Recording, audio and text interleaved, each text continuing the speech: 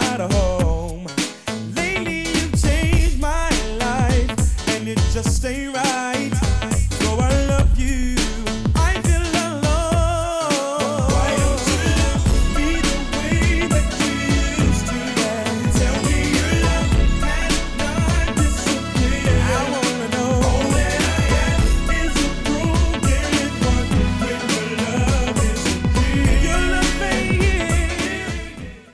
Alright guys, welcome back to the Short Film Podcast, where we dive deep into the cinema, both big and small. I'm James, your host and producer for the Short Film Showcase, and today we're talking about the art of short films versus feature-length films. Last week was a little bit more formal. The show is meant to be a little bit more of an impromptu podcast style, so you'll get to see my personality and we'll definitely get to interact with one another as the podcast continues to go on and the show progresses. So, whether you're an aspiring filmmaker, a movie lover, or just curious about the magic behind the screen, this episode is definitely for you. So, let's start with the basics. What exactly defines a short film versus a feature film?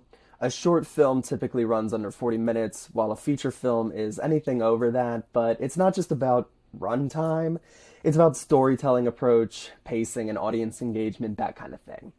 So short films are like snapshots of life, I would say. Compact, powerful, and often pretty experimental, depending on who's making it. While feature films definitely have the luxury of timing to build complex narratives. So let's dive into the power of short films. So short films are definitely an incredible medium. They challenge filmmakers to tell a complete and compelling story in a short amount of time. Some of the most powerful films I've seen are under 15 minutes, and I went to film school at Temple University. Yet they leave a pretty lasting impact, so I've seen students really explode in range when it comes to short films. So take, for example, The Neighbor's Widow. Not one of my colleagues, but, definitely a good short film. The Neighbor's Widow, a short that won an Academy Award. In just 20 minutes, it tells a deeply emotional and thought-provoking story. Short films also serve as a launching pad for new directors. Look at how Whiplash, starring Elliot Page, started as a short film, and it later became an Oscar-winning feature. And, on the other hand, feature films allow for deeper character development and intricate storytelling. They create immersive worlds, and they sort of make us fall in love with characters over the hours that they're running instead of the minutes that we have to just sit there and watch and process. Think about how we connect with characters in films like The Godfather or Inception. Those journeys just wouldn't be the same in 20 minutes. Those are long stories that really need to be expanded upon. They need that time. But at the same time, does more time always mean a better film? Not necessarily. Some features feel really stretched out, while some shorts say more in a few minutes than even a 2-hour movie ever could. With platforms like YouTube, Vimeo, TikTok, stuff like that, short films are more accessible than ever. Meanwhile, streaming services are changing how we consume feature films. It also comes with more tangibility as well. The people have been saying now that you can't really own many things. Everything is more subscription-based now, which really sucks because I love tangible media. I have plenty of DVDs and CDs, and I'm a child of the 90s, so I grew up with all of that tangible media. And sometimes it feels weird to not have so much of that stuff lying around my house, because even though I have the stuff from when I was growing up, there is no new tangible media coming in that I feel like I need to buy. I did get a movie for Christmas, but it was one that I had been wanting, one that I really wanted. It's The Help. One of my favorites. I don't know why. I just don't know why it is one of my favorites, but I guess it's the storytelling and the way they shoot it is very cinematic. I love all the locations. It's excellent. And of course, all the characters, all the actresses are wonderful. Almost all of them are Academy Award winning actresses now, which is amazing. They've all really evolved as such wonderful actors and actresses, which is really wonderful.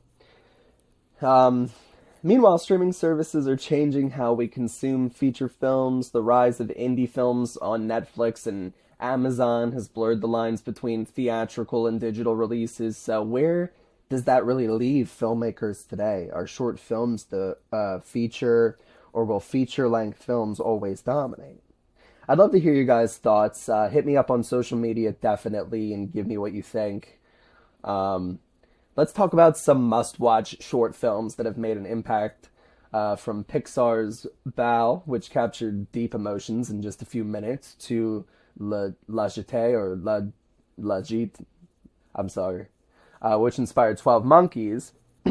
Short films often lay the groundwork for larger projects. Even horror has its share of iconic short. Lights Out, Lights Out became a feature after going viral. That kind of stuff. And that's what I mean, guys. Like, iconic shorts like that have the potential to go viral, to get bigger, and even become an Oscar and Academy Award winning films. These pieces of artwork are definitely not to be downplayed. These films prove that a strong concept and execution matter more than just runtime. So, if you're an aspiring filmmaker, how do you decide whether to make a short or a feature? Well, shorts are great for experimenting with ideas, in my opinion, and building a portfolio. They're great for building portfolios. If you don't have much work, it's great. They're great pieces. They're great building blocks to start with. Definitely get your shorts together, and then while you're doing that, think about your feature. It doesn't have to be made in a year. It doesn't have to be made in 2 years. Like, you can take as much time as you want. I think people oftentimes very much forget that life goes on. Like, you don't have to do everything right now. So if you want to make shorts for now, just make shorts for now. But features are really impactful. So I always think about making a feature. I would love to make a feature, and I haven't really made a feature yet that's like 2 hours long. So that's definitely one of my goals for sure. Shorts are great for experimenting with ideas and building a portfolio, while features require more planning and resources. A short can be shot on a small budget and even your phone. And you can shoot a feature on your phone. Who am I kidding? Apple has, and the other phone carriers have made excellent retina display cameras and all that stuff. Oh my gosh, it's unbelievable how far it's gone. A short can be shot on a small budget and still tell an incredible story.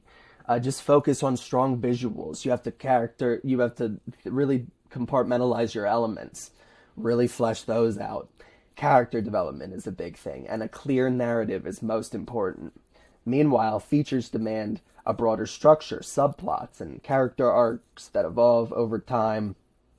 And that really becomes demanding. So you really need to flesh that out, and that requires lots of time, lots of thought, and lots of planning.